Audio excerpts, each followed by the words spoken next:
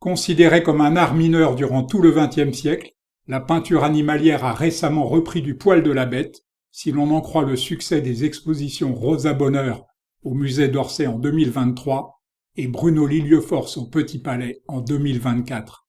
Une même faculté d'observation, un même génie pictural et surtout une même passion pour les animaux ont permis à ces deux artistes de révéler leurs signes distinctifs, leur mode de vie et leur parfaite adéquation avec la nature qui les entoure. De Düsseldorf, où il ne fit que passer, Lilieforce ramena un œil rigoureux, de Paris une touche virevoltante et une préférence définitive pour la peinture de plein air. J'ai sous-titré cette vidéo Animal sensible, mais j'aurais pu tout aussi bien la baptiser peintre et gymnaste, tant la virtuosité de Bruno Lilieforce dans ces deux disciplines en a fait un artiste différent.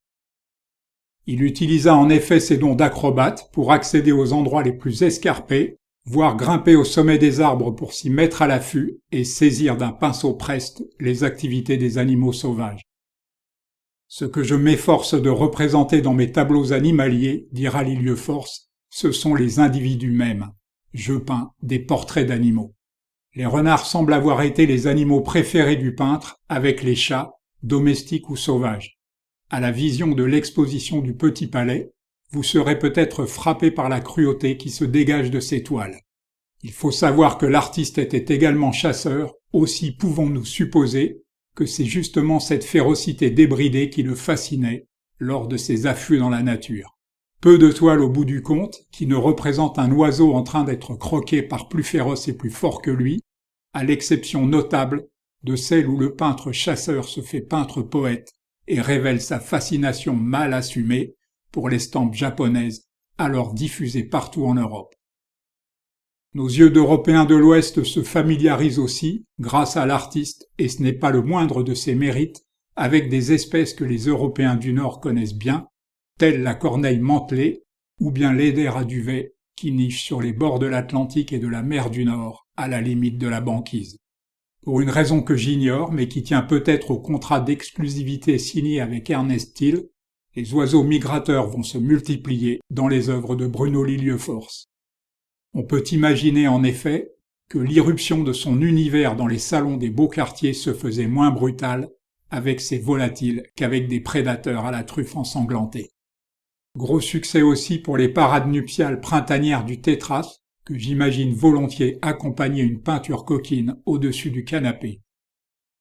Le lièvre variable abonde aussi dans l'œuvre de Lilieforce, avec ses techniques de camouflage très élaborées, au point de se fondre dans la nature en toute saison, il est l'animal auquel le peintre s'est le plus identifié.